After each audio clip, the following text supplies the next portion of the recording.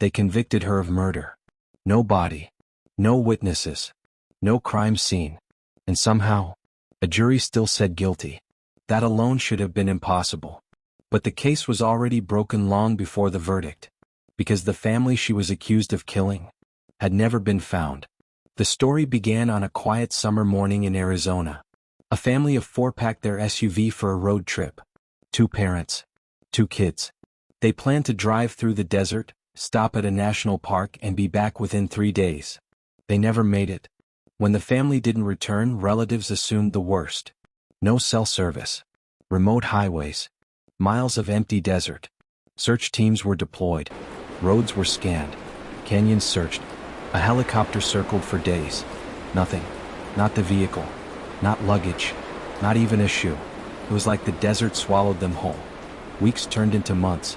Then months into years. The case went cold. But one person never stopped being watched. The mother's younger sister. She had argued with them weeks before the trip. Money was involved. Words were exchanged. And suddenly, she was the only suspect. Detectives said her story didn't feel right. Her timeline had gaps. Her emotions didn't match what they expected. And when they searched her home, they found nothing. No blood, no weapons, no evidence at all. That should have ended it. It didn't. Instead, investigators built a theory. They claimed she had followed the family, intercepted them during the trip, and somehow killed all 4 people, without leaving a trace. No witnesses, no physical proof, no remains, just suspicion. The trial shocked everyone. The prosecution admitted they had no body, no murder weapon, no forensic evidence, but they argued something chilling. They said, families don't just vanish. And the jury believed them. She was convicted, sentenced, and locked away. For 14 years, the family remained missing. No sightings, no leads, no answers, until a construction crew broke ground near an abandoned rest stop. It was supposed to be routine work, grading land, clearing debris. Then a shovel hit something solid, not rock, plastic. Buried nearly 4 feet underground was a backpack. Inside it, camera, dust covered, still intact. The memory card was still inside. When investigators powered it on, they froze. The footage didn't show violence. It didn't show an attack. It showed something far worse. The family was alive, laughing, arguing, driving. The date stamp showed 2 days after they were officially declared missing, which meant one thing. They weren't intercepted early. They weren't attacked early.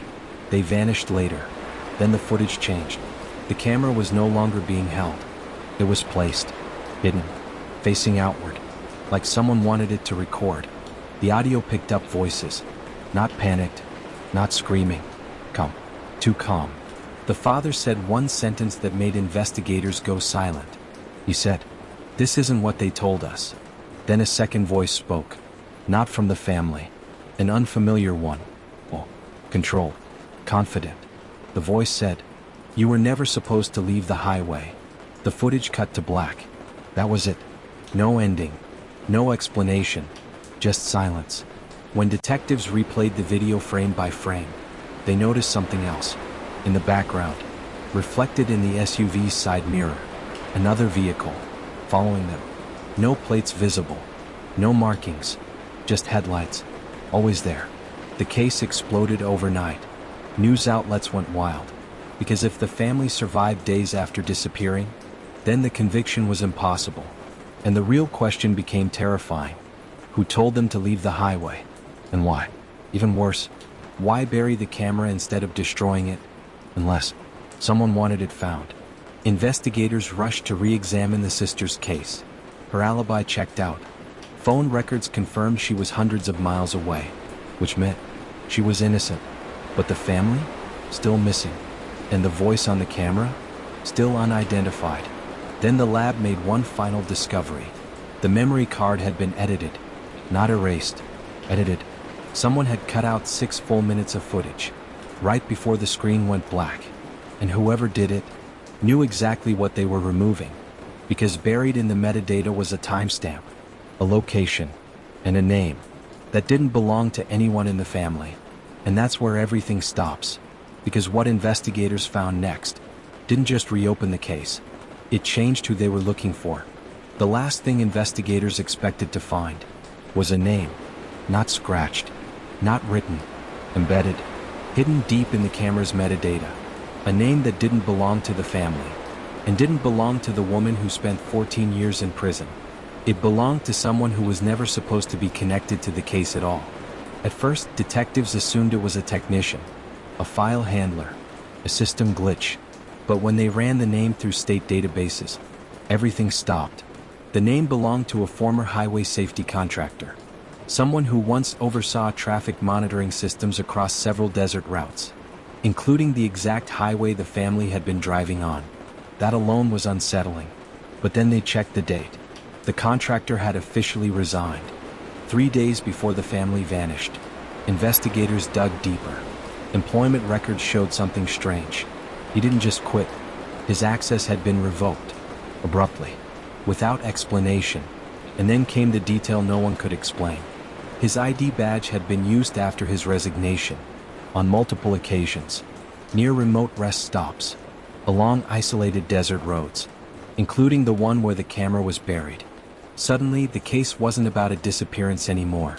It was about surveillance, traffic cameras, road sensors, data collection points, places the average driver would never notice.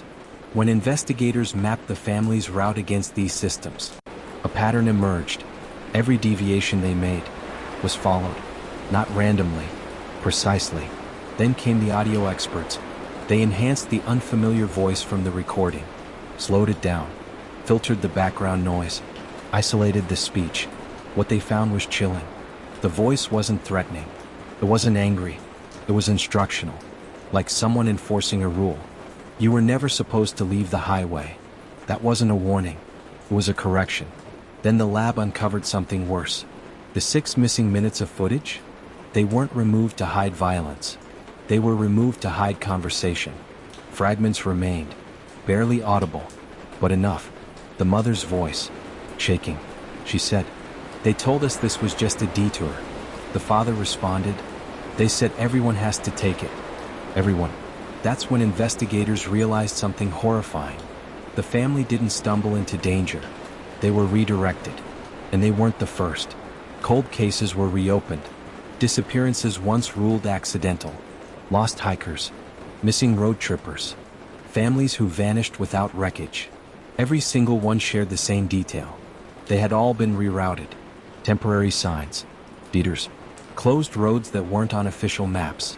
Someone was guiding people off the highway, and no one knew why. Then came the breakthrough. A retired transportation engineer came forward. He recognized the contractor's name immediately. He said the program was never supposed to go live. It was a pilot system, an automated rerouting network designed to control traffic during emergencies, wildfires, chemical spills, security events. But it had one fatal flaw. It relied on human oversight, and that oversight disappeared. After the contractor was removed, the system should have been shut down. It wasn't. Instead, it kept running. Outdated instructions. No supervision. No accountability.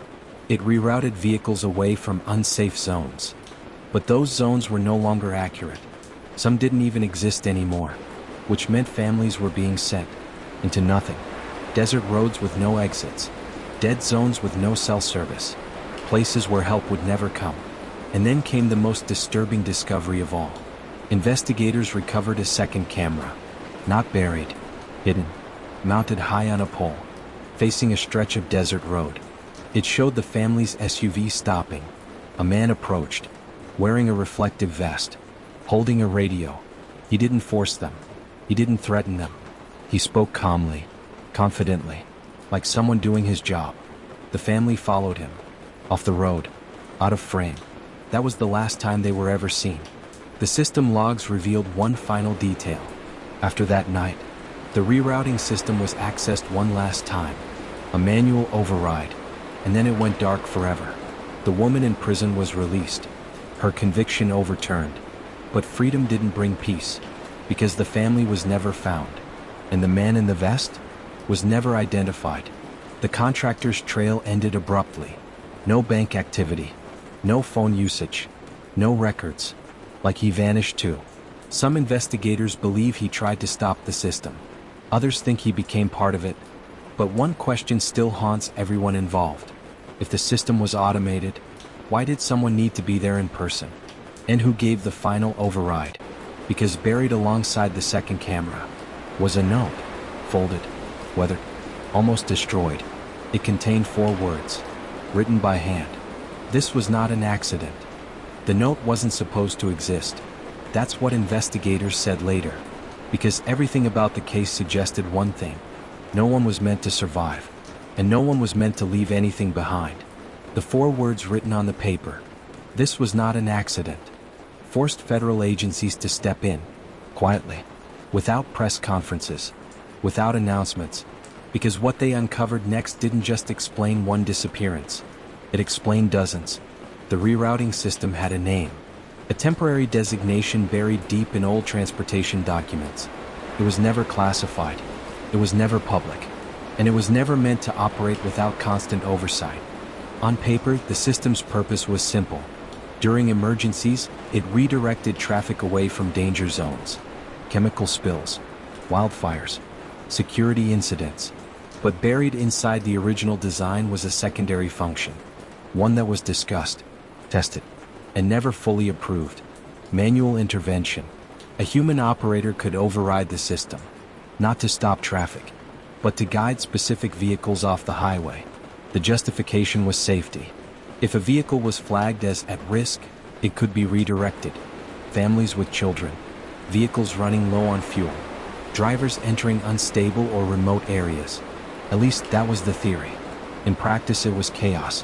When the contractor was removed from his position, the system lost its final safeguard. The human oversight disappeared. But the manual override remained active. Someone still had access, and someone was still responding to alerts.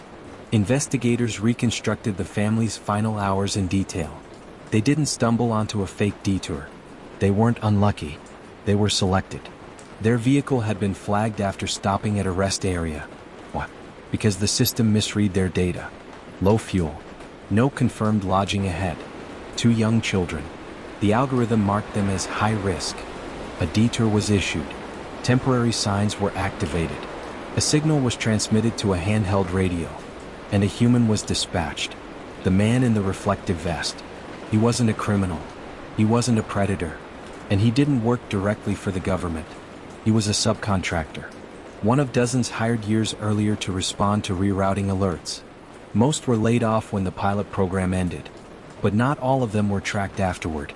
This man still believed he was doing his job. His instructions were simple. Intercept flagged vehicles. Guide them to designated safe zones. Wait for confirmation. But the safe zones no longer existed. Some had been decommissioned years earlier. Others were never built at all. A few were nothing more than coordinates stored in outdated files. The family followed him willingly. They trusted the vest, the radio, the calm authority. The road narrowed. The pavement ended. The signal disappeared. And that's where the system failed completely. There was no confirmation, no response, no follow-up. The subcontractor waited, then left, because that was the protocol. Investigators believe the family tried to continue on foot. The desert offered no mercy. Extreme heat during the day, freezing temperatures at night. No water, no cell service, no help. Search teams had never looked there, because officially, no one knew that road existed. Satellite imagery eventually revealed the truth. Faint tire tracks, footprints leading away from the SUV, a collapsed tent, scattered personal belongings. The remains were found miles apart. Time and exposure erased most physical evidence. But one thing remained: the camera. The father had realized something was wrong early. He left the camera behind on purpose. Hidden. Recording. A silent witness. The 6 missing minutes of footage showed everything. The reflective vest. The radio. The calm instructions. Investigators believe the footage wasn't removed to hide violence, but to protect the system. Because once the truth surfaced, it wasn't just a tragic mistake. It was systemic negligence. On a massive scale. The contractor didn't disappear. He went into hiding. Not out of guilt. Out of fear. He knew the system was broken. He had tried to shut it down, filed reports, sent warnings, requested deactivation, all ignored. When he realized people were vanishing, he buried the camera himself. Not to hide it, but to preserve it. He wanted someone to find it. Eventually, the final manual override wasn't malicious. It was desperate. He shut the system down the only way he could, by cutting access permanently, erasing logs, destroying his own trail. The woman who spent 14 years in prison was exonerated, compensated, but no apology ever felt like enough. No one was charged. No agency accepted responsibility. The program was quietly dissolved, its records sealed, and most of the families affected never learned the truth, because it's easier to believe in accidents, easier to believe in bad people, harder to accept that systems fail, and when they do, the damage is silent. The desert reclaimed the roads, the temporary signs rusted away, and the camera stopped recording. But somewhere out there, other systems still exist, running quietly, outdated, unmonitored, waiting, because sometimes the most dangerous thing on the road isn't who you meet, it's what's guiding you. This is Silent Evidence. If this story stayed with you, consider subscribing for more investigations like this.